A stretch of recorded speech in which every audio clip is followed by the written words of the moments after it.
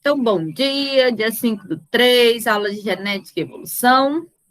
Hoje, pouquíssimos alunos devido à falta de energia na cidade, às quedas de energia, né? E os meninos estão sem Wi-Fi. Nós vamos gravar a aula para os meninos assistirem depois, mas como eu também, aqui em casa está oscilando muito, eu pensei até em dar aula na faculdade, só que eu tive contato com uma pessoa com Covid, então eu não posso sair de casa esses dias. Então eu vou ter que ficar aqui. Eu não posso, por exemplo, ir dar aula na casa da minha mãe, que lá tem energia, mas eu não posso também ter o risco de poder levar uma doença caso, né, a gente esteja, porque eu tive o dia inteiro com uma pessoa que diagnosticou Covid essa semana. Então, tem que ficar em casa, né, gente? E hoje, a partir de 19 horas, hoje, 7 da noite, vocês também, quem não trabalha em farmácia ou clínicas, clínica veterinária fica aberta, né, a emergência e tudo, mas hoje nós entramos em lockdown até dia 15, 10 dias aí, que seria o comércio não essencial fechado, as aulas práticas não podem ser feitas, e aí continuamos com o nosso ensino remoto durante esses 10 dias, né? Para ficar mais fácil, para melhorar aí para vocês. Então, vamos lá, vamos seguindo, tá certo? A princípio, lembra que eu falei que eu ia passar uma atividade por aula para que vocês fixem a matéria? E a aula passada eu não passei porque muitos de vocês não têm acesso ao sistema. E ainda continuam sem acesso, né? Porque a mãe do professor Fernando tá doente também. E aí eu acredito que essa semana ele não conseguiu resolver tantos problemas como na outra semana. Então, assim, eu vou passar o exercício agora para vocês, porque caso acabe e a gente não consiga voltar, vocês já têm o exercício da aula de hoje para a semana que vem. Combinado? Tudo bem? Combinado. Aqui para mim está aparecendo duas telas suas, é assim mesmo? É porque, por enquanto, eu ainda não coloquei a outra tela, mas eu vou colocar agora, Leandro. Vamos lá. E vai ser 3 telas. Não, vai aparecer duas, só que onde está a Elaine está apresentando, que é a que você vai me enxergar. Ok. Pessoal, eu vou digitar aqui no Word e vocês colocam aí no caderno de vocês. Não tira foto, não, copia já, tá? Porque vocês vão ter que tirar foto para mim ou encaminhar essas respostas, combinado? Ok. E como eu não estou vendo mal o chat, caso vocês queiram falar algo, abre o áudio.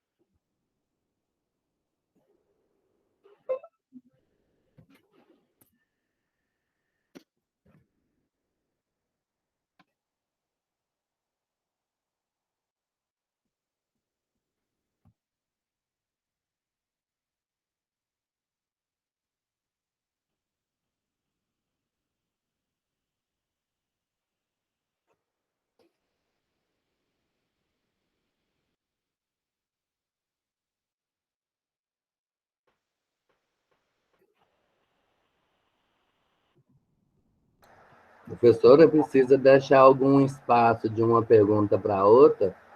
Copia tudo, depois você responde embaixo. Tá bom, então, obrigado. Fica mais fácil.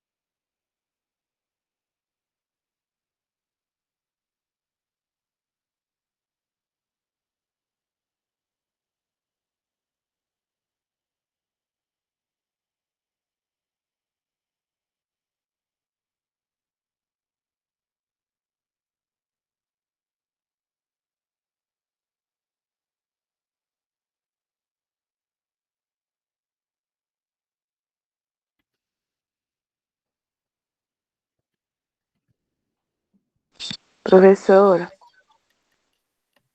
Diga.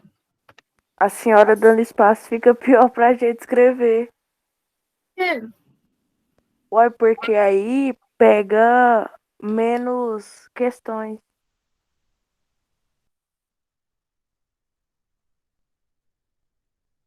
E agora? Melhorou. Calma aí, professor, que eu tô terminando assim. Ok, eu tô devagarzinho.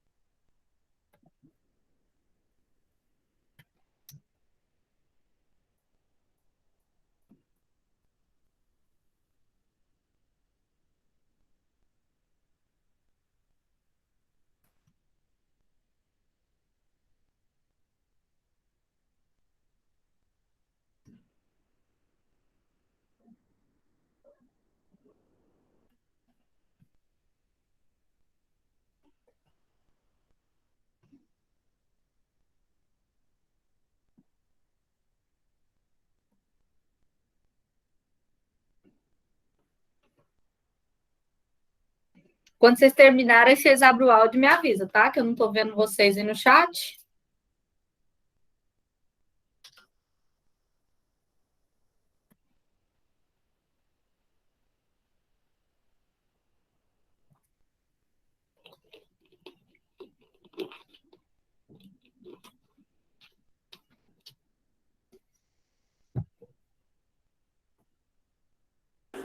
Eu já terminei. Ok. Vamos falando.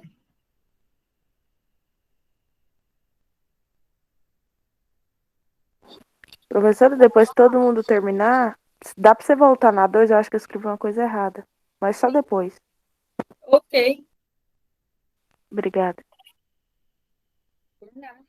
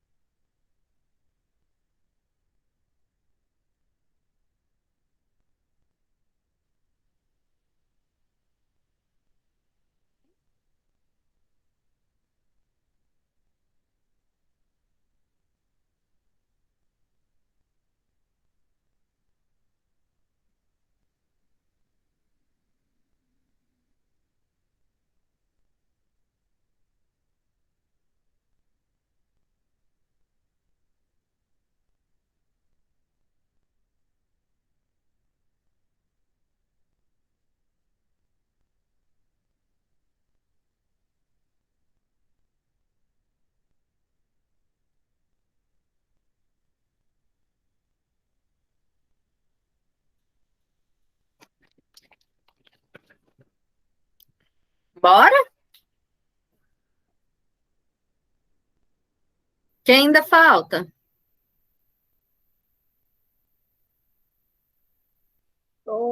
Eu tô acabando às 6, indo para 7.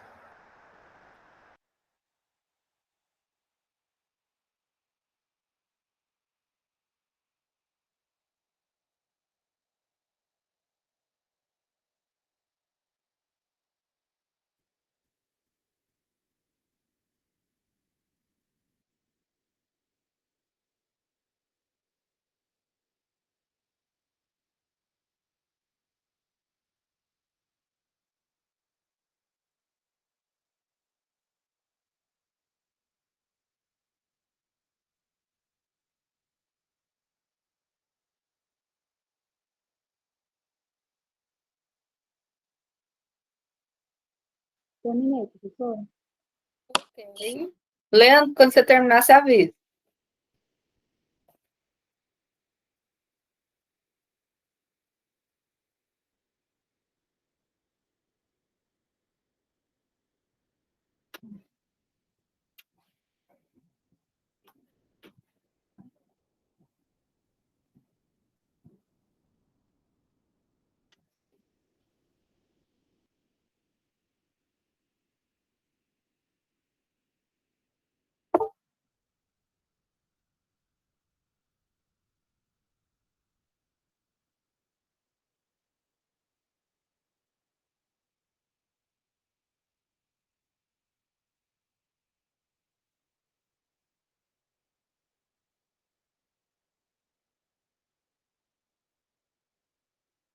Professora, como a senhora não está vendo o chat, a Sabrina pediu para quando terminarem voltar na 1, 2 e 3 para ela. Ok.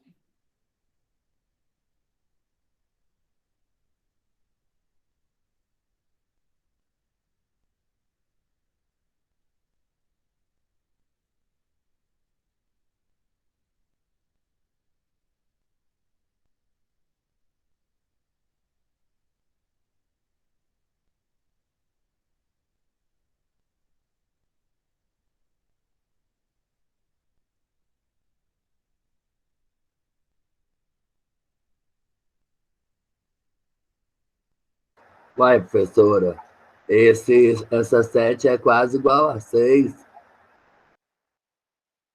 Não, vou te explicar o quê? Vou te explicar o porquê. Vou falar sobre cada uma.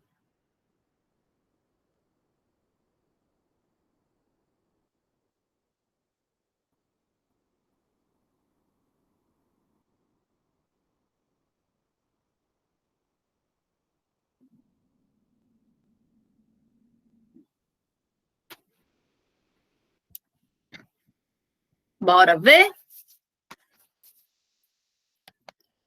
Terminei, Leandro.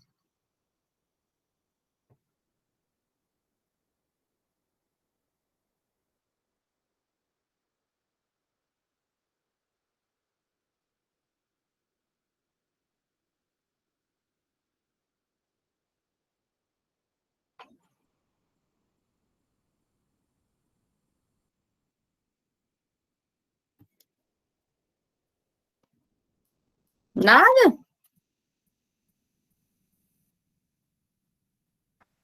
Tô terminando Quando, 7 indo pra 8. quando Tá passa a bom. questão assim, Leandro, você pega, printa a Tira a tela, foto. sai, vai para a galeria e fica escutando a professora, porque não precisa sair da aula não para você ir para a galeria, para ter acesso à galeria. Mas eu tô no computador. Mas vai dar certo. Você tá na última, né? Tô.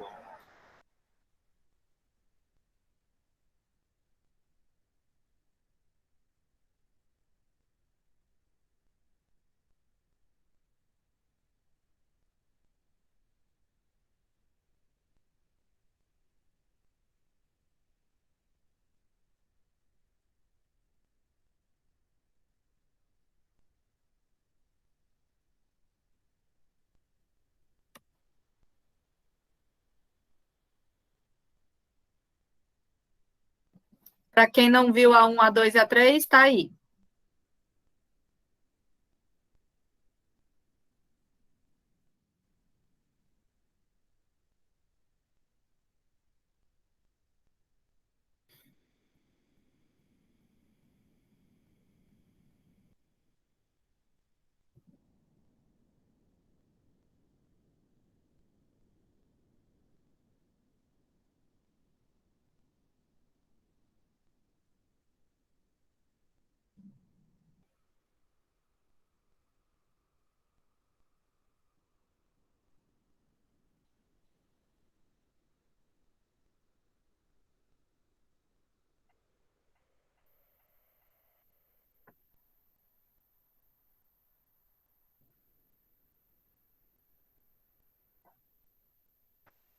Professora, depois você volta lá para me tirar uma foto, que aí eu termino enquanto assim, ó, vocês Ué, vai. mas você não Eu tava na tirei, eu última? mando. Eu mando no grupo.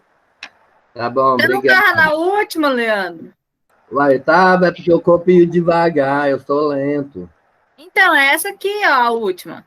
Então, vou tirar uma foto dela agora.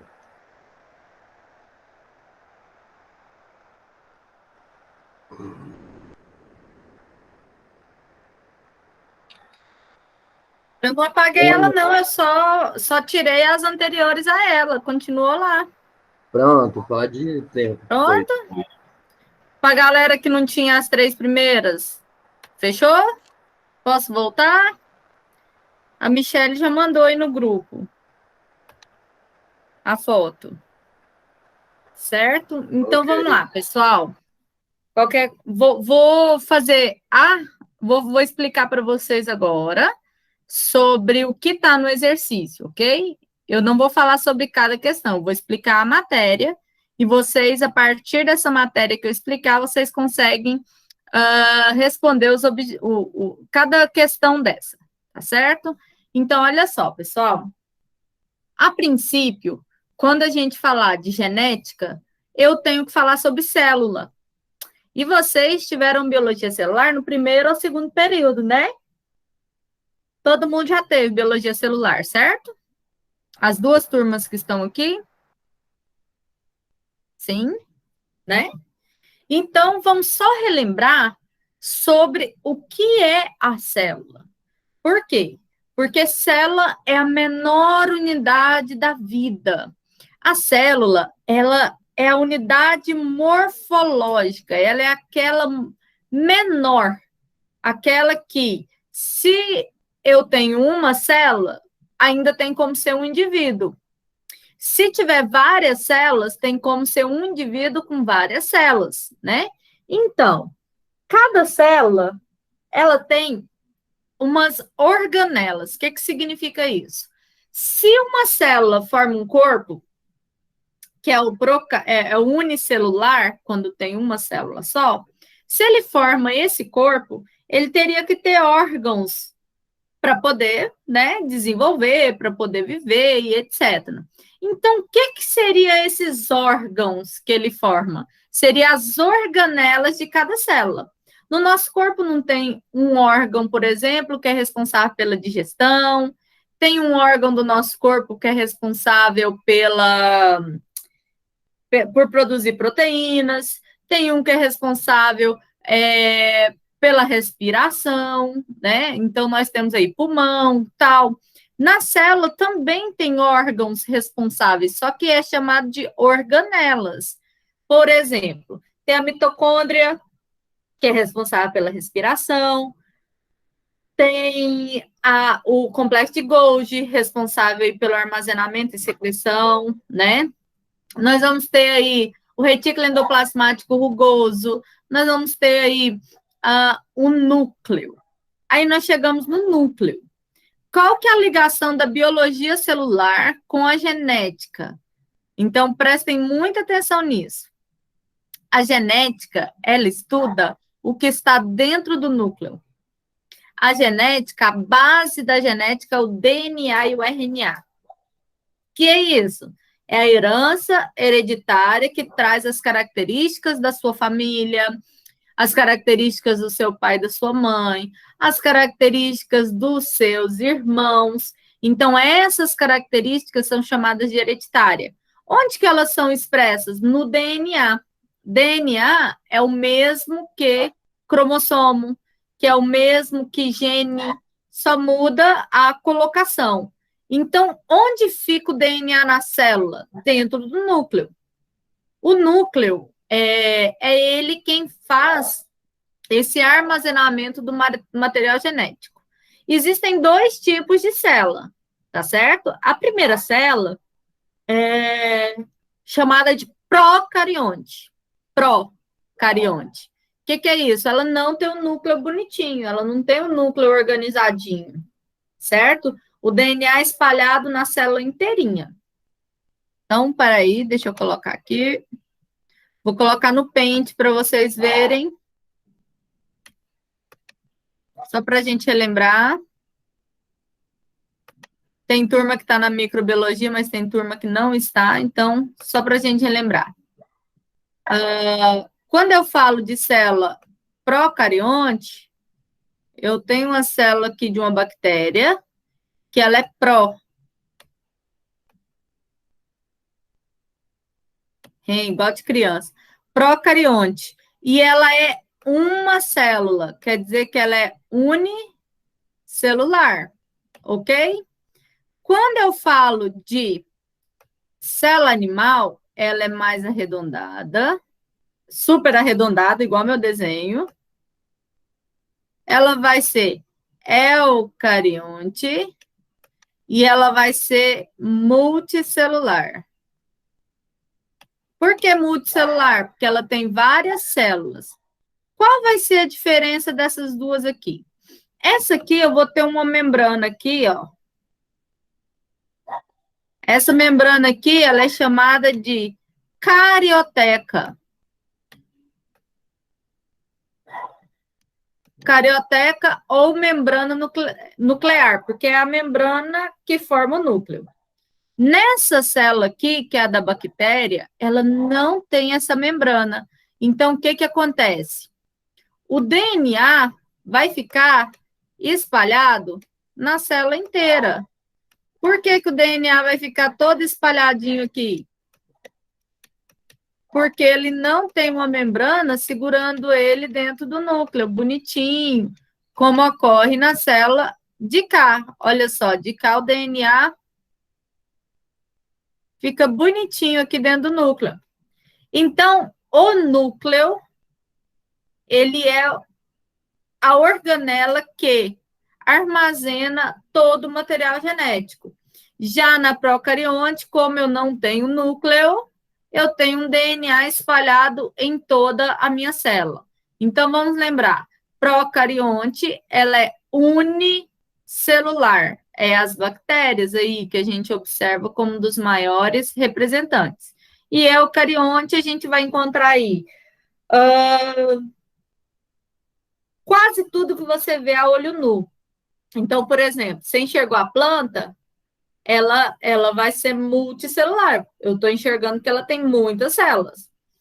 Ah, não, mas eu estou vendo um corpo humano, eu estou vendo o corpo do meu cachorrinho. Então, ele é multicelular, porque você está enxergando, certo? A olho nu. Então, vocês vão buscar, né? Tem uma das questões que o Leandro perguntou assim, professora, mas a questão é igual, né? Não, presta atenção, Leandro. Ó, às 6 eu perguntei.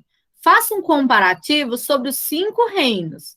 Vocês vão explicar o que é o reino animal, o que é o vegetal, o que é o protista, o que é o monera. Por exemplo, vegetal, realiza fotossíntese, os principais representantes são as plantas, isso e aquilo. Vocês vão falar as características dele. Reino fungi, principais representantes são os fungos, não realizam fotossíntese, isso, aquilo e aquilo. Então, vocês vão falar sobre isso aqui em cima. Vai falar um comparativo entre todos os reinos e vão citar os principais representantes. No 7, é diferente. O organismo ele pode ser unicelular ou pluricelular. Eu quero só que você escreve aqui na frente assim, unicelular, unicelular, entenderam? Então, por exemplo, reino monera é unicelular. O reino animal, a gente já sabe que tem mais de uma célula. Então, é pluricelular ou multicelular. Então, vocês vão escrever aqui na frente se ele é uni ou pluri, certo? Dúvida até aí? Sim ou não? Não. Entenderam a diferença, né? Então, gente, quando eu for verificar sobre essa importância do núcleo, eu tenho que lembrar que essa célula, ela tem esse tanto de organela, e essas organelas, elas têm um efeito, elas têm as funções no corpo. Se a função dela é produzir proteína, se a função dela é produzir outras coisas, ótimo.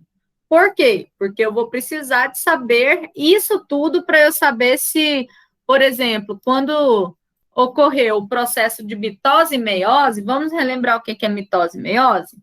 Mitose é aquela divisão celular onde a célula filha ela é idêntica à célula mãe. Como assim, professora? A célula mãe tem 46 cromossomos.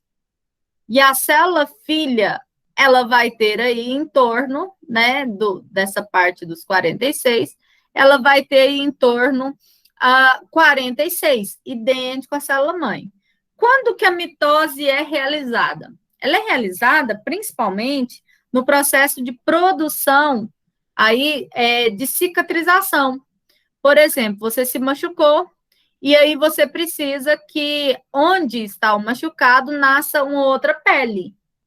Então, o que vai acontecer nesse local do machucado? Essa pele que está ali, né, nesse local em volta, começa a se multiplicar por mitose e ela vai formar a nova célula que você precisa, que você queria saber, certo? Então, essa parte de nova célula, essa parte que você necessita, é algo muito importante para a gente verificar. Tudo bem? Certo? Por quê? Porque mitose, ela não é germinativa. O que é não ser germinativa? Quer dizer que ela não é para reprodução. Então, ela é para cicatrização, ela vai acontecer gerando as células filhas idênticas à célula mãe. Quando eu falar em meiose, meiose é uma divisão onde a célula filha fica com a metade de cromossomos da célula mãe. Como assim, professora? Lembra que a mãe era 46 cromossomos, o pai era 46 cromossomos. Juntaram, formou um zigoto, 46, mas na divisão da célula, cada célula fica com 23 cromossomos, porque são células germinativas, é na produção do espermatozoide e do óvulo, certo? Então, para isso, a gente tem que lembrar de mitose e meiose. Por quê? Porque a divisão celular ela vai acontecer para multiplicar essas células. Então, quando a gente lembrar aqui, ó, ops, cresceu muito, peraí. Quando a gente lembrar desses dois tipos de célula, lembra que essa aqui, ó, ela não precisa de mitose e meiose para multiplicar, porque ela é uma célula bacteriana, é só tirar um pedacinho e vira outra. Já a nossa célula multicelular aqui, nosso eucarionte, ele precisa de passar por uma divisão celular, a gente vai ver aí mitose, a gente vai ver prófase, anáfase, telófase, metáfase, né? E ela vai dividir e vai virar outras duas novas células. Isso é importante por quê? Porque às vezes um problema genético que uma pessoa tenha, nasça com qualquer deficiência genética, pode ser nesse processo de mitose ou nesse processo de meiose que não desenvolveu, né? Então, pode acontecer disso, dela não desenvolver devido a esse processo de mitose e meiose ter sido feita de maneira errônea. Então, a nossa célula pode fazer isso. Tem algumas células cancerígenas que alguns estudiosos, alguns artigos já estão publicando, tentando comprovar que essa divisão, né, ela anda acontecendo devido, vamos dar um exemplo, uma criança nasceu com uma má formação em determinada parte do corpo. Aí isso foi uma mitose que não foi feita da forma correta e tal. Mas eles encontraram no corpo várias células que não têm núcleo, chamadas anucleadas. Aí foram fazer o estudo, possivelmente na hora da mitose ou na hora da meiose, não teve divisão do núcleo e uma célula nasceu com núcleo e outra célula ficou sem núcleo. Então, você pensa, né? Você para pensar que são processos simples do nosso corpo.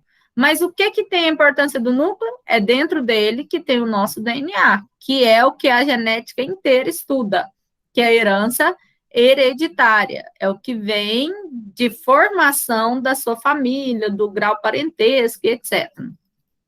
Alguém aqui parece com avô e vó? É muito próximo do vô e vó?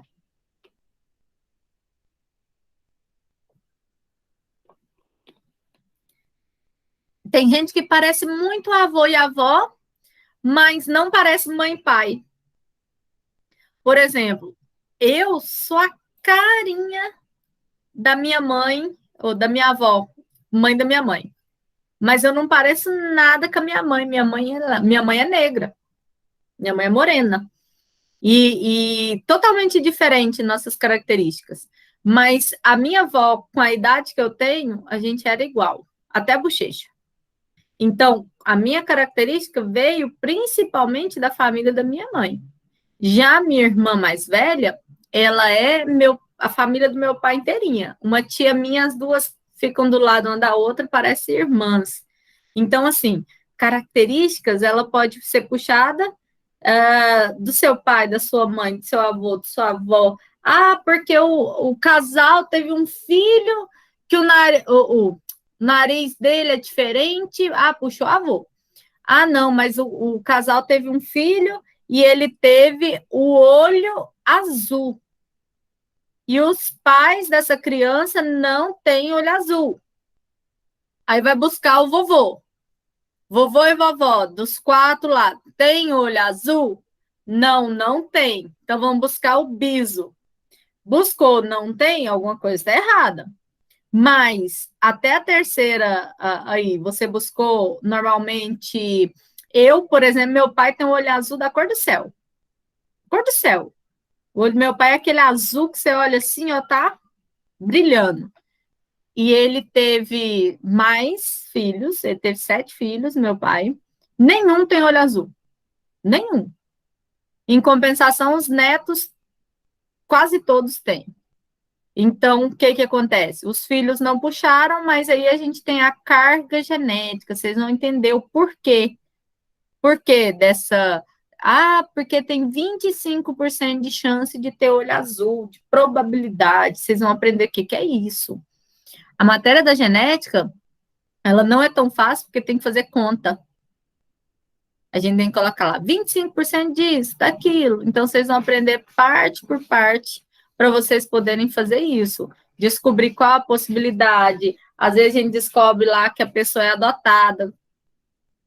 Já teve caso, por exemplo, de eu estar dando uma aula de tipagem sanguínea e eu falar que a criança O, por exemplo, ela não pode ter os pais A, B e tal, sem que um dos dois seja O. E a criança descobriu que ela era adotada.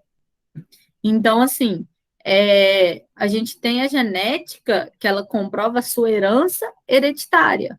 Então, ela é muito importante, por quê? Porque, por exemplo, se sua mãe tem alguma doença genética, você pode vir a adquiri-la durante a sua vida, né? Então, a gente tem que conhecer. Então, a gente vai falar aí de síndrome de Down, a gente vai falar de síndrome de Patou, a gente vai falar de tanta síndrome que vocês nunca viram falar na vida, tá? São as doenças assim que você fala, nossa, eu não sabia que existia. Então, a gente vai falar muito sobre elas, tá? Voltando à nossa revisão da biologia celular, quando eu pergunto para vocês sobre vírus, e eu falo que o vírus, ele é um ser que não tem célula, que ele não tem vida, é porque ele não tem uma célula. Por ele não ter uma célula, ele é acelular, ele tem um metabolismo que não existe. Então, o vírus, ele não é considerado ser vivo porque ele não tem um metabolismo próprio. Se ele não tem um metabolismo próprio, então ele não é um ser vivo. Por quê? Porque o vírus é um organismo, né? Eu posso falar que ele é um organismo, mas ele vai estar ali como um hospedeiro. Como assim, professora? Ele tem que estar dentro de uma célula para ele viver. Então, o que o vírus é? Um parasita intracelular, que tem que estar dentro de uma célula, obrigatoriamente, senão ele morre. Oi, Alexandre. Então, eu aprendi errado? Eu não sei. Diga. Eu aprendi que o vírus, ele é um filamento proteico capaz de modificar as funções das células em prol dele, para ele se replicar e tal. Mas isso se torna ele um parasita? Parasita é tudo que vive com uso de algo que não é dele. O que é um parasita? Por exemplo, vamos pensar num verme, que é o mais fácil. Uma tênia. A tênia está aí no seu intestino e ela se alimenta de tudo que você se alimenta para ela poder viver. Então, tudo que ela modifica, que ela se alimenta dentro do seu corpo, mesmo que ela modifique alguma coisa no seu corpo, ela é chamada de parasita. Então, por exemplo, existe parasita vegetal, como, por exemplo, uma planta que abraça um galho de outra planta e retira toda a seiva dela, né? Que a gente tem algumas ervas daninhas, como o cipó de São João, que ele enrola em um galho e ele retira a seiva e mata a árvore que ele está em cima. Então, o parasita ele vai se alimentar. O parasita, na ecologia, a gente chama de relação desarmônica, porque pelo menos um vai sair prejudicado. É diferente de inquilinismo. O que é o inquilino? O inquilino, ele mora, ele é beneficiado, ele paga o aluguelzinho dele e não prejudica a célula que ele está. Por exemplo, a orquídea. A orquídea, ela mora em cima de uma árvore, ela não retira nada de seiva. De onde que a orquídea retira a água dela? Do ar. Ela não vai retirar da árvore que ela está, ela é uma inquilina. Já o cipó, ele enrola lá e ele pega toda a seiva que tem. Vamos voltar no vírus. O vírus, ele é um filamento, mas ele não tem célula. Ele não tem a célula, ele é somente o filamento. O vírus, ele pode ser RNA, como ele pode ser DNA. DNA é dupla hélice, Rafaela. RNA é hélice única. Então, vai depender. Se for um retrovírus, é um RNA. Se for um adenovírus, é um DNA, certo? Então, tem os dois, que é o processo chave-fechadura, onde a gente vai ter a ligação, por exemplo, de um sítio específico, onde ele vai lá. Então, o vírus, ele é tão esperto, olhem só, o tanto que o vírus é esperto. O vírus entrou no corpo. Na hora que ele olhou, ele olha essa célula e olha essa célula aqui. Quando ele entrou, ele olha a célula animal e ele olha a célula bacteriana, que seu corpo é cheio de bactéria. Tem bactéria aí que ajuda você a digestão, bactéria na boca, bactéria em tudo. O vírus chega aqui. Ele escolhe a bactéria para ele injetar o material genético dele. Injetou. O que ele vai fazer? Ele vai vir aqui, como o Alexandre falou, e ele vai modificar o material genético daquela célula. Ele vem cá e acopla o DNA dele no DNA daquela célula que ele entrou. E aí ele passa a tomar conta de toda essa célula. Quando não consegue mais se multiplicar aqui dentro, a célula estoura, que é chamada de lise. E aí, quando isso acontece, esse DNA ou RNA que está aqui, ele vai sair e vai contaminar todas as células outras do seu corpo. Então, é isso mesmo. Só que lembra, vírus é acelular. Vírus não tem célula. Certo? A célula, vixe, a célula começa a fazer tudo que o vírus quer. Se for para o vírus escolher entre uma célula bacteriana para ele entrar primeiro, ou uma célula animal para ele entrar primeiro, que é uma célula do seu organismo, ele entra primeiro na bacteriana, porque ele quer se dividir. E a bactéria, lembra que se eu tirar um pedacinho, ela vira outra? Então, ele aproveita. A célula animal, ela tem que passar mitose, meiose para dividir, então demora mais. Não quer dizer que ele não entre, ele vai entrar, né? Ele vai entrar pra caramba. Mas ele vai entrar da outra forma. Porque primeiro ele vai tentar multiplicar para poder tomar conta do corpo. Então, ele vai mandando na célula e ele que faz isso, né? Então, o vírus por que é mais difícil matar um vírus do que matar uma bactéria? Porque como o vírus não tem célula, por exemplo, a bactéria tem a parede celular, que eu sei que o antibiótico vai agir diretamente nela, né? Por isso, ela vai lá e ela vai pegar essa célula geral ali para que ela se desfaça e mate aquela bactéria.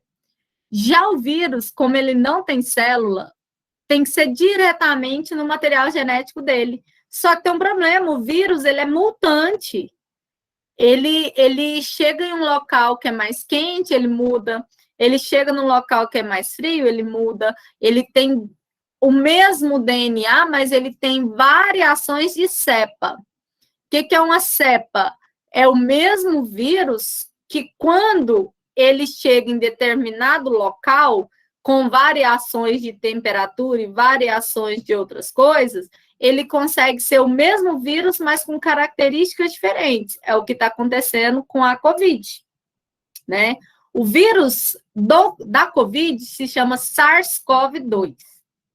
Por que SARS-CoV-2? Porque no ano de 2000 e pouquinho, já teve o SARS-CoV, 2002, né? Teve uma gripe muito forte, mas não chegou aqui para a América do Sul, né? Ficou lá na África. E aí, esse SARS-CoV já era uma inflamação que ocasionava uma pneumonia e tal, e foi muito forte na época. Quando surgiu agora, em 2019, em dezembro de 2019, eles verificaram a mesma variante do SARS-CoV, só que mais forte. Então, eles detectaram SARS-CoV-2, que é o corona, né? Que a gente chama de coronavírus. E aí, esse vírus, ele tinha uma variação lá na China. Quando ele chega nos Estados Unidos, ele tem umas características diferentes. Quando ele chegou no Reino Unido, ele passou a ter uma terceira característica diferente. E aí, em cada lugar que ele foi chegando, ele acoplou uma característica diferente. Chegou aqui em Manaus, temperatura tropical, frio, calor, umidade, ele adquiriu outra cepa. Então, quer dizer que é diferente daquela encontrada lá na China. Chegou nos Estados Unidos agora, está no tempo de frio, está com neve lá, já tem uma variação com a nova cepa.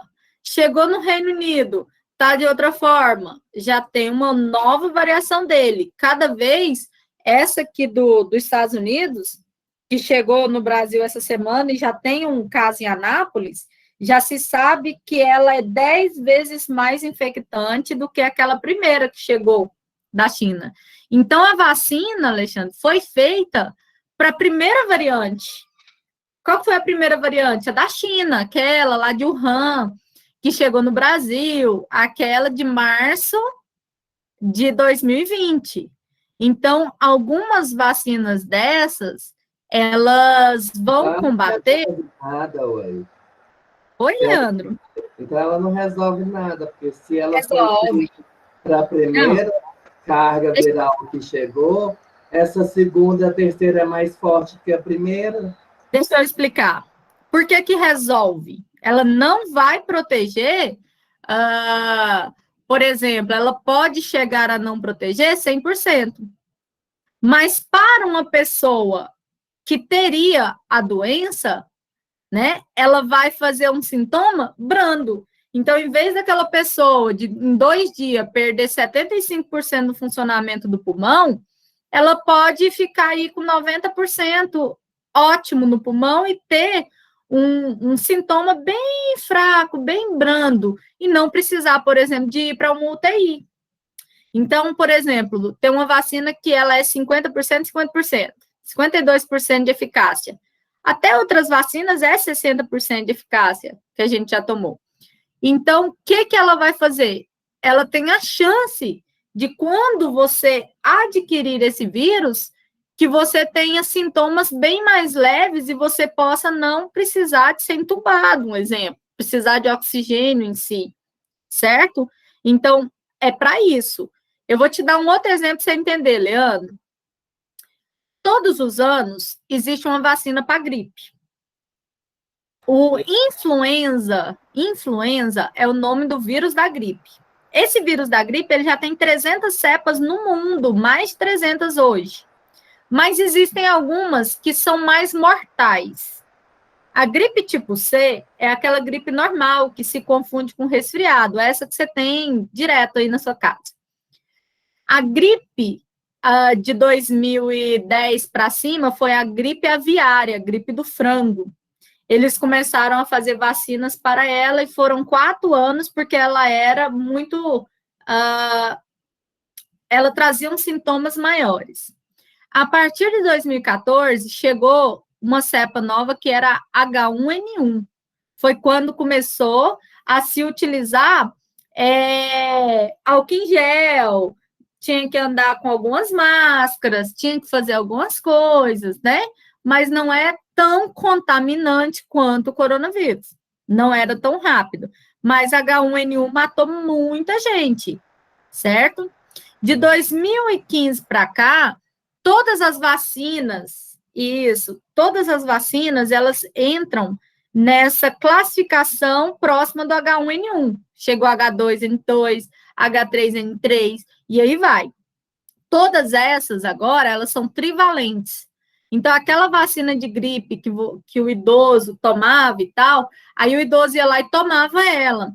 Semana que vem ele está gripado. Aí ele falava assim, o governo quer me matar porque ele não quer pagar minha aposentadoria. Né? Que eles falam isso.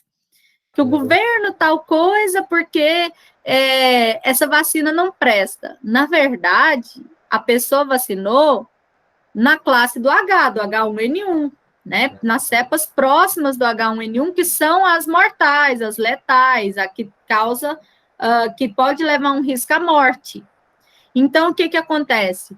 Quando essa pessoa vacinou para H1N1, ela não vacinou para o tipo C. Então, aquela gripe que ela teve na outra semana foi tipo C. Aquela gripe que ela ficou em casa, tomando chá, com dor no corpo, mas não morreu. E já H1N1 já era diferente. Então, as pessoas não entendem isso. A vacina, ela tem um raio de cepa que ela pega. Então, a vacina da H1N1, ela pega um raio específico dessas vacinas. Se a pessoa gripou após a vacina, é porque foi uma outra cepa. Entendeu, Leandro? Ok, entendi. Então, por exemplo, meu marido é enfermeiro. Ele trabalha num covidário, lá em Brasília. No pronto-socorro de um hospital público que tem lá. Ele é concursado lá. Então, olha só, ele já tomou as 2 doses da vacina. Ok. Ele não pode relaxar com o cuidado que ele tem. Por quê? Porque lá em Brasília já está com 2 variantes novas. Ele pode pegar a nova variante. Porque a vacina ele tomou há 15 dias e tal, mas ele pode pegar uma variante e ter os sintomas mais brandos. Ele pode pegar essa do Estados Unidos, por exemplo, ele pode pegar do Reino Unido, mas para ele, talvez, né, a gente ainda não sabe tudo sobre a doença, mas já se sabe que os sintomas seriam mais brandos. Mas quer dizer que ele não pega de novo? Ele pode pegar. Certo? Entendeu a diferença? Entendi. Sintomas brandos. Agora nós estamos começando. Até então, eles estão acreditando que a vacina feita, ela seria eficaz para todas as cepas. Até então, não saiu estudo dizendo que a vacina que a gente está tomando não serve para a nova cepa. Entenderam essa diferença? Não saiu. Por que não saiu? Porque não conseguiu ter estudos ainda. Porque eu só consigo ter estudos se eu tiver uma quantidade de pessoas para eu poder afirmar. E como é tudo novo para essa doença, até então a vacina que está sendo tomada, ela é boa para tudo. A gente sabe que tem cepas diferentes, mas a gente não pode afirmar que a vacina agora não vai servir para a próxima. Pode ser que daqui 2 meses saia um estudo falando isso. Pode ser que daqui 2 meses diz que a vacina vai ser ótima para isso. Então, não tem ainda algo específico dizendo, se caso você tome a sua vacina, você não vai se contaminar. Não existe isso, mas a gente ainda não sabe dessa eficácia, entenderam? Então, tem que tomar a vacina, independente da eficácia para todas as cepas ou não, porque não se sabe. Então, tem que tomar achando que vai ser para todo mundo. Peraí, deixa eu voltar aqui nas perguntas, que eu perdi uma aqui. Rafaela perguntou, o principal objetivo, então, do vírus é parasitar uma célula, replicar o material genético e após a lise, isso, na bactéria principalmente, tá, Rafaela? Por exemplo, existe um vírus, é o bacteriófago, é desse jeitinho, esse que eu te mostrei. Mas tem vírus que ele já chega na célula, nem ocorre a lise. Ele já manda nela, ela já infecta tudo, mas aquele vírus que escolhe a bactéria primeiro é desse jeitinho. O Alexandre perguntou, por isso que algumas das reações da vacina é a modificação de algumas proteínas nossas? Isso, porque o vírus, ele chega e muda o DNA, na verdade, ele coloca o DNA dele na célula, né? E aí ele começa a tomar conta de tudo, ele faz essa modificação. E aí o Alexandre perguntou, como que eles sabem que é uma variante nova, sendo que o exame é mais antigo? É assim, Alexandre, o DNA, ele tem uma fita, vocês vão aprender em biologia molecular e um pouco comigo. Vamos ver se vocês lembram lá no ensino médio. Para se formar um gene, eu tenho uma base. A base é chamada de adenina, timina, citosina e guanina, quando é DNA. A timina, uracila, guanina e citosina, quando é RNA. É uma fita de DNA, ele vai ter essas bases, que a gente fala A, T, C e tal. Então, ele tem uma descrição no código genético. O código genético é essa descrição dessa fita do meu DNA. Então, por exemplo, como que eu sei que você é filho do seu pai? Um teste de DNA, por exemplo. Eu pego aqui o DNA do seu pai, tá lá assim, ATCG, AT, AA e tal. Aí eu vou olhar o seu, tá? ATCG, AA. Então, quanto mais próximo for essas bases do seu pai, você é filho dele. Quanto mais longe for do seu pai, quer dizer que possivelmente o DNA ou é da sua mãe sozinha, ou é de um outro pai. Então, isso se chama código genético. Tudo tem seu código genético, né? O código genético de várias doenças já foram descobertas para tentar diminuir, né, essa parte dessas doenças. Então, por exemplo, hoje já se sabe que o problema da síndrome de Down é no cromossomo número 21, que o cromossomo 21, em vez de ter dois pares de cromossomo, ele tem 3, chama trissomia do 21, por causa desse código. Aí, Alexandre, quando eles fazem o exame, não suave em si, mas eles fazem normalmente o suave e depois eles já buscam essa identificação do código genético, eles comparam com a primeira variante que chegou. Então, eles vão começar adenina, timina, citosina, guanina, nananana. Quando eles chegam e vê que é totalmente diferente, então é falado que é uma nova variante. Quando ela é próxima da que está no Reino Unido, esse código é idêntico aos Estados Unidos, então essa é a variante que veio dos Estados Unidos. Se o código é diferente de tudo que foi encontrado no Brasil e é igual a do Reino Unido, ela é a variante do Reino Unido. Se ele está diferente dos outros, mas está igual a de Manaus, porque lá no Reino Unido fecharam as barreiras com o Brasil, porque chegou a variante de Manaus lá, né? Então, eles viram que é o mesmo código do Brasil. Então, é o mesmo exame que detecta o vírus, mas que o código é diferente. Por isso que eu consigo verificar que variante é essa. Entendeu, Alexandre? A pergunta ali de cima. E aí, a Marília perguntou, a gente tem que tomar todo ano? Existe uma coisa no nosso sistema imunológico, vocês vão ter imunologia com a Camila, a Camila Hoffman, não a Camilinha, né? A Camila Hoffman, ela vai ensinar para vocês a parte imunológica. Não sei se é a turma de vocês que já está tendo. Acho que é uma depois de vocês. Aí, ela vai falar para vocês sobre a diferença, né, dessa parte de imunidade. Por quê? Existem vírus, bactérias e etc., né? Existem esses vírus que, vamos falar de micro-organismos, porque entra vírus, bactéria e etc. Existem vacinas que elas vão atuar de acordo com uma coisa chamada de memória e especificidade.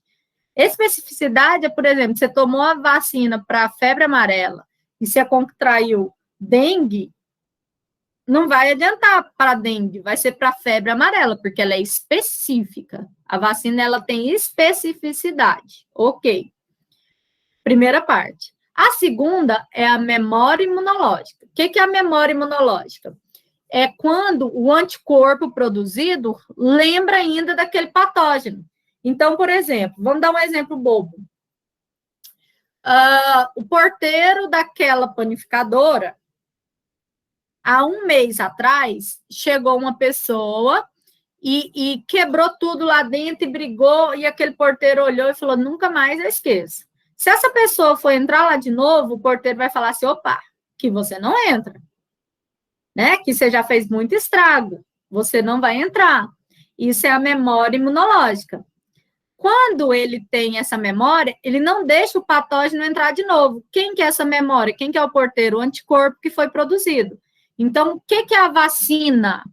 A vacina é quando eu aplico em você a doença, fraquinha, atenuada, e aí essa doença faz seu corpo estimular e produzir o anticorpo.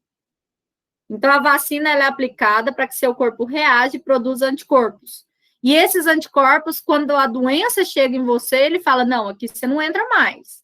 Beleza. O que é soro? Já é o anticorpo pronto. O anticorpo foi produzido fora do corpo, você está tomando ele prontinho. Né? Diferença de soro e vacina. Né? O soro é preventivo, a vacina é preventiva, o soro é corretivo. O soro é só depois que acontece. A vacina é antes de acontecer. Beleza. O que vai acontecer? Essa memória imunológica, ela tem prazo. Tem doenças que a memória imunológica é a vida inteira, como a catapora. Você só tem uma vez e sempre seus anticorpos vão lembrar. Então, com a catapora, é ótimo. Ele vai estar lembrando ali de tudo que está acontecendo. A da febre amarela, ela é 10 anos. Então, de 10 em 10 anos, se toma para ela. Certo? Do tétano, 10 em 10 anos, da bactéria do tétano. E aí vai, da raiva e outras, né? A gente tem o período. Agora, tem doenças que hoje já tem vacina. Então, por exemplo, a catapora, possivelmente você, Marília, quando você era pequena, você já tomou a vacina contra a catapora. Eu, na minha época, que eu vou fazer 40 anos, catapora pegava até no solado do pé, e quando pegava um da família, pegava todo mundo, né? Rosto, pé, todo lugar você deitava, ficava estourando as bolinhas, né? E hoje vocês já tomaram vacina, vocês não tiveram a catapora, igual a gente teve, vocês não vão ter em si. Então, assim, nós tivemos e é lembrado uma vez só, então a catapora seria para a vida, né? Essa memória imunológica. Já a vacina da gripe, da H1N1... Professora, licença. Diga, Ana. Saindo um pouco do assunto, é porque... Sabe aquela vacina que a gente tem no braço, que a gente toma quando é bebê, que é um bacilo, que fica até o sinalzinho? Sim. BCG. Dizem que é uma dose única. Só que quando eu estudava no ensino médio, meu professor de biologia falou assim que sempre é bom quem tem recursos tomar a segunda dose. É assim, Ana Laura, deixa eu te explicar. Quando a gente toma essa vacina, normalmente tem que ficar uma cicatrizinha, que a cicatriz seria com o nosso corpo reagindo, certo? Então, normalmente você toma uma vez só. Eu, por exemplo, eu não tenho cicatriz nenhuma dela, e olha que eu tenho queloide. Era para ter uma cicatriz de um buracão aqui, né? Eu não tenho. Então, quando eu fiz 27 anos, quando eu fui ao Zego, conversei com o médico, né? Quando eu já tinha formado e tal, e aí eu pedi para tomar novamente. Por quê? Porque pode acontecer de, naquela época, aquela vacina não ter tido efeito como era esperado. Mas você toma ela uma vez na vida só, tá? ela foi feita para ser tomada uma vez só. Mas caso você tome a segunda dose durante a sua vida, não vai te matar, você não vai ficar doente, você não vai pegar a doença, certo? Então, por exemplo, eu tomei a segunda dose dela. Mas por que eu tomei? Porque não ia fazer mal. E eu não tenho cicatriz, eu não tenho nada. Mas a sua mãe lembra que você tomou, lembra que você ficou com febre, que você teve muita febre, que o dia dessa vacina é aquele que o menino chora o dia inteirinho de enjoadinho, com febre e tal. Então, a sua mãe lembra disso tudo. Minha mãe não lembra nem se eu chorei, né? Então, assim, eu tomei, realmente. Mas não é necessário, entendeu? Não é que você tem que ir lá agora e tomar. Ah, não, Entendeu? então tá bom. Entendi, obrigada. Por nada. Você não tem também, Ana Laura, marquinha?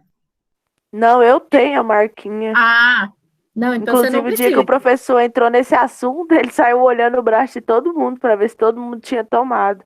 Porque o filho dele mesmo tomou a segunda dose. Eu não lembro por que ocasião ele teve que tomar de novo, entendeu? Porque o que pode acontecer? Ela é tétano, coqueluche e difteria, se não me engano. Hoje tem a polivalente, né? E aí, quando ela é aplicada, normalmente são vários anticorpos que reagem, então inflama o local. Então, aquela marquinha, naquela época, era sinal de que tinha. Mas por quê? Porque a gente tomava no revólver. Não é da época de vocês o revólver na escola, né, gente? Era um revólverzinho assim, ó, que colocava vacina aqui, e o cara encostava aqui, fazia tuf, e doía, menino. Parece que nem trocava essas agulhas. Hoje em dia o povo fica, né? Na nossa época, na escola, era um atrás do outro, com o mesmo revolvinho, trocava um trem e colocava, né? E aí, assim, ficava uma cicatriz grande, porque não era aplicado igual foi em vocês. Não era aquela vacina como é no de vocês. Agora, é muito difícil. Tem gente que tem uma cicatrização perfeita.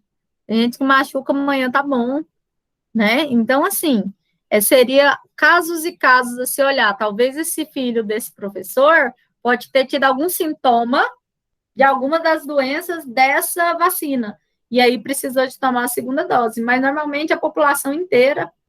Eu fico pensando nesse povo que é contra as vacinas, sabe? Você parar para pensar o tanto de doença que ele não teve porque a mãe dele deu e hoje ele está lá brigando, né, sobre vacinas.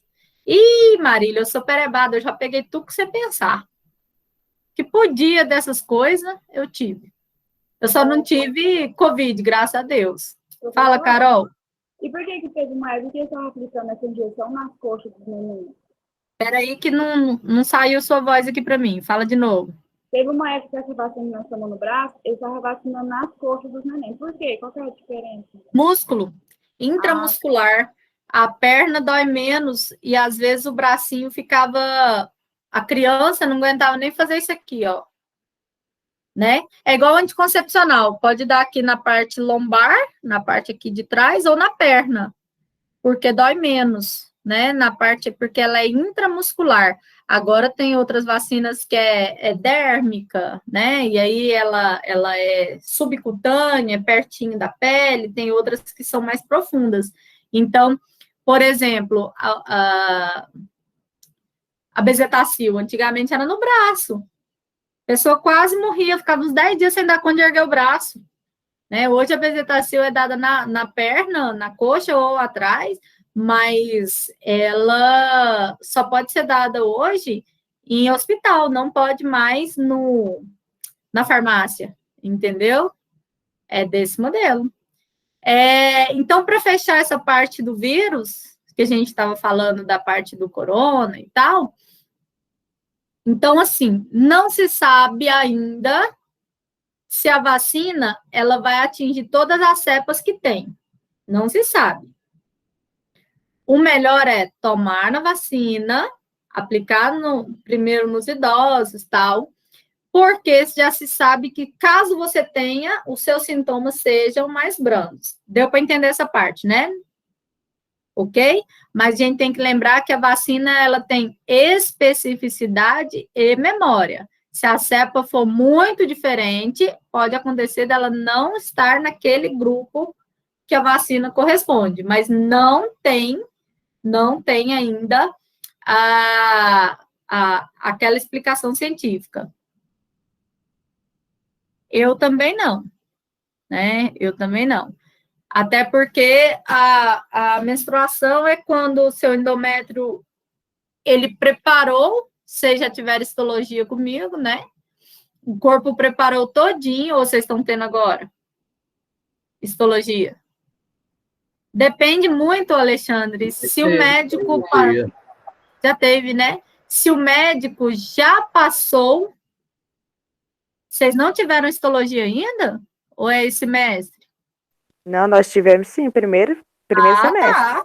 Que a Rafaela colocou ali. Embriologia e histologia. Vocês lembram que eu falei lá que o endométrio, todos os meses, ele se programa, o endométrio ele se programa para que o óvulo fecundado venha e grude nele, que é o processo de nidação, para ocorrer, né, a gestação. Então, ele incha de hormônio, ele vai se preparar todinho. Não ocorreu a fecundação, ele vai escamar e vai liberar aquele material que é liberado na menstruação. Beleza, isso é uma limpeza. Tem médicos que defendem a causa de que não precisa de menstruar. Então, tem médicos que passam aí contínuo, a vacina contínua, a vacina não, o anticoncepcional injetável contínuo e cartelas que são contínuas.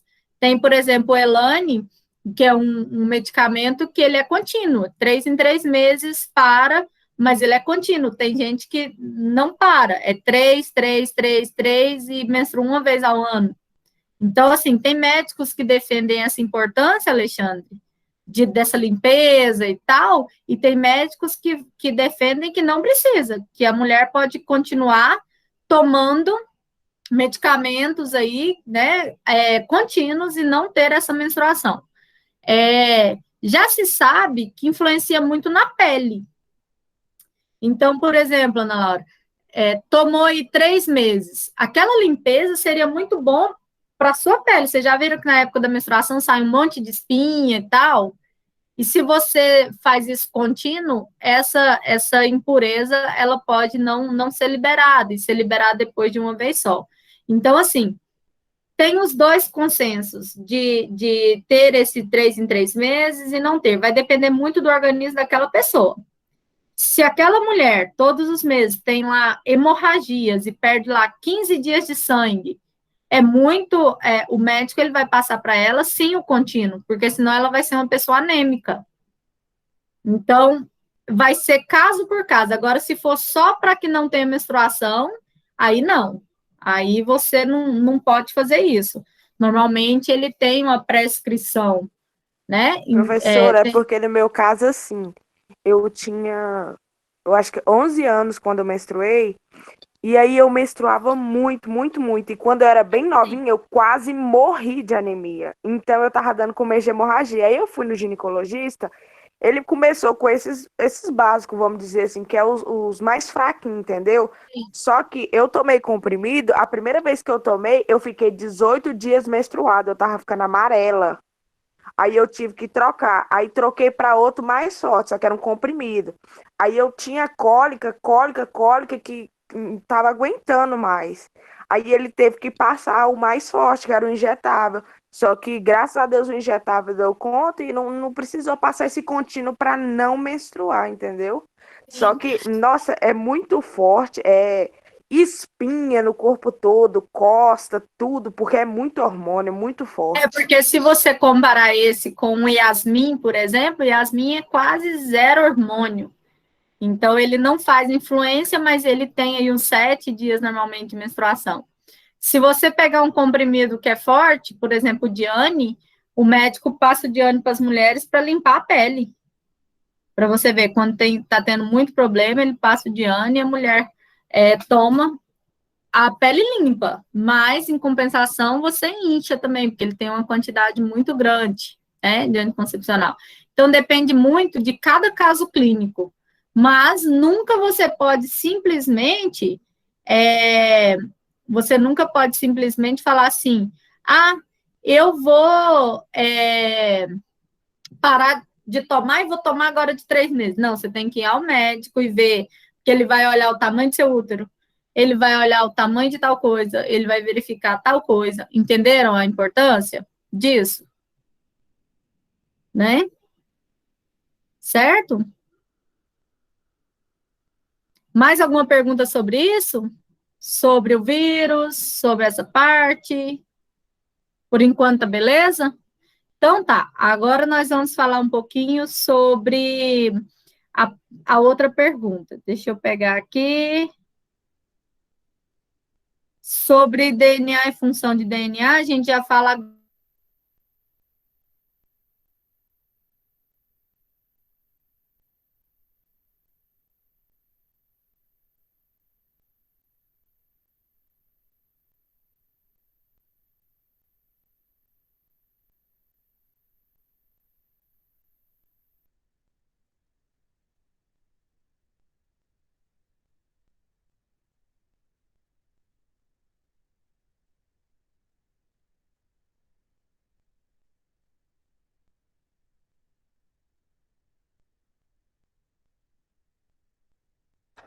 Cortou o sinal.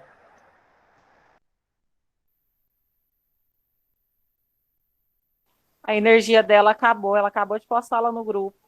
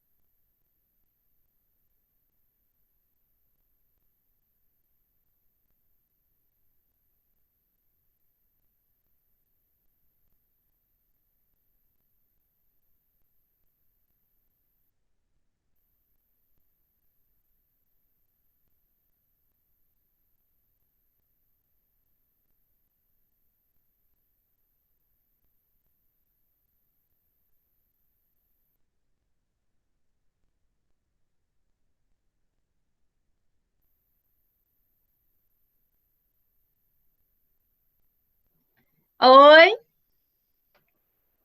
voltou? Oi. Será que alguém saiu? Tá todo mundo aí? Estamos aqui. Pessoal, eu recebi aqui uma convocação que eu não tinha visto, que eu só vi porque caiu a internet. Vai ter uma reunião agora 10 horas para alinhar sobre o lockdown, sobre como é que serão as aulas. Então, eu vou finalizar a aula daqui 10 minutinhos, tá? Eu não sabia, até mandei aí no grupo para vocês. Ok.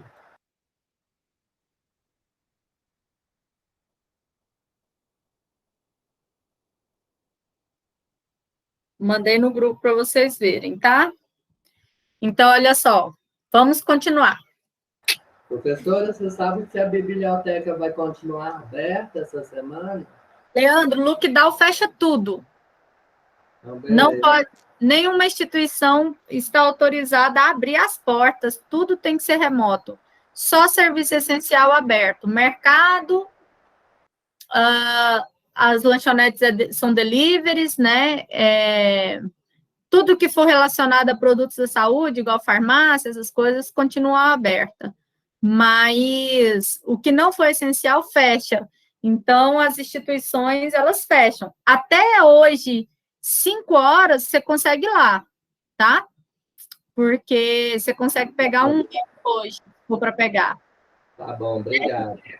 Tá bom? Pergunta certinho lá para ela, só para saber se é 5, se é 4. Tem instituição, por exemplo, de ensino aqui de Anápolis, que hoje já não funcionou. Não funcionou. A UEG mesmo hoje já não entra lá no prédio. Então, assim, pergunta certinho, liga lá, pergunta se está funcionando para você ir lá. Tudo bem? Então, vamos dar a continuidade onde nós estávamos, voltando nas nossas questões.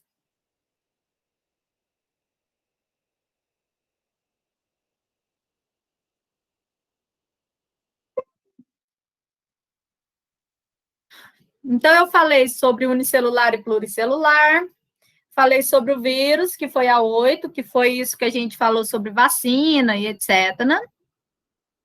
Falei sobre a célula eucarionte, a importância do núcleo, né? A gente falou, que é porque ele armazena o DNA e tal.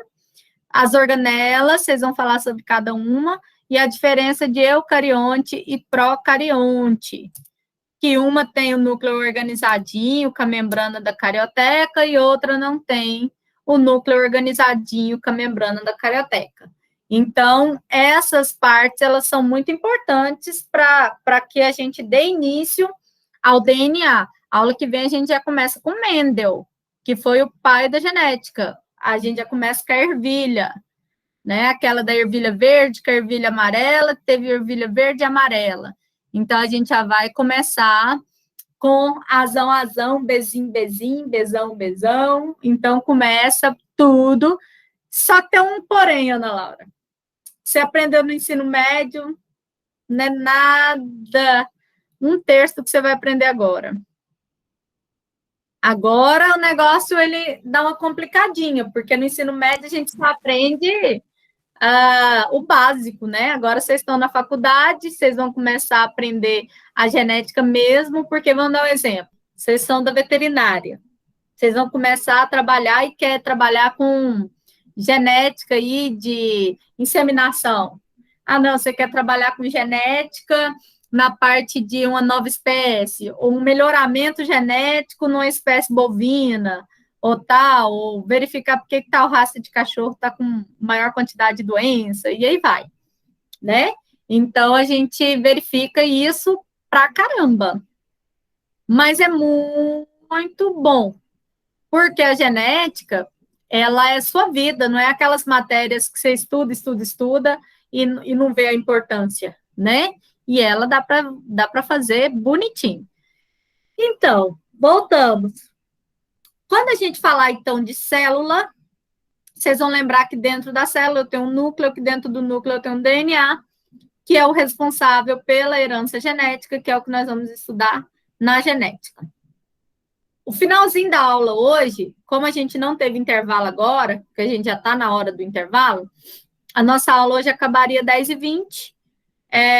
Esses 20 minutinhos aí da aula que vocês não terão, façam os exercícios, já aproveita hoje que a matéria já está fresquinha, não para e vai fazer outra coisa, não. Aproveita, já pega e já começa a fazer, né? Talvez você nem precisa de um livro, talvez nem precisa de pesquisar para responder, só pela aula de hoje, eu acredito que vai ficar mais fácil para vocês desenvolverem isso. O que vocês acham? Em vez de você deixar para sábado, em vez de você deixar para depois, aproveitem. Combinado? Só para vocês não acumularem. Alguém aqui não está tendo acesso à plataforma ainda? Ok. Então, eu ainda não vou pedir para vocês postarem esse exercício. Combinado? Eu não vou pedir ainda, porque muita gente ainda não tem acesso. Eu vou abrir. Quem fizer e conseguir postar, posta. Mas eu não vou colocar data para vocês. Tá bom? Eu não vou colocar data, porque se eu colocar data, o outro não colocaria. Ok? A Rafaela perguntou, acha interessante já procurar se adiantar? Não procura, não. Deixa eu começar a explicar. Eu venho com o Mendel, eu coloco o videozinho para vocês, aí eu dou uma matéria para você. Se você for lá na frente, você desespera. Entendeu? E aí você vai falar assim, eu não sei nada. Lógico, eu não ensinei. Tá bom? Espera. Aí, quando for na outra semana, eu já falo para vocês. Tá certo? Como assim a outra atividade da outra matéria? Ah, microbiologia? Pode, já está lá aberto. Tá na aula do dia, aula 2, já está lá. Tá bom? Então, assim, pessoal, eu vou abrir o local para vocês, mas quem não precisa de postar agora, vocês postam quando todo mundo tiver acesso. Quem quiser postar, pode. Combinadex? Certo? Deixa eu fazer a chamada. Será que alguém saiu agora, depois que eu saí? Vocês estão percebendo alguém aí? Tirar foto. Chamada de hoje.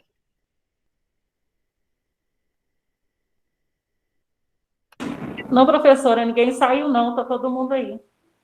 Opa.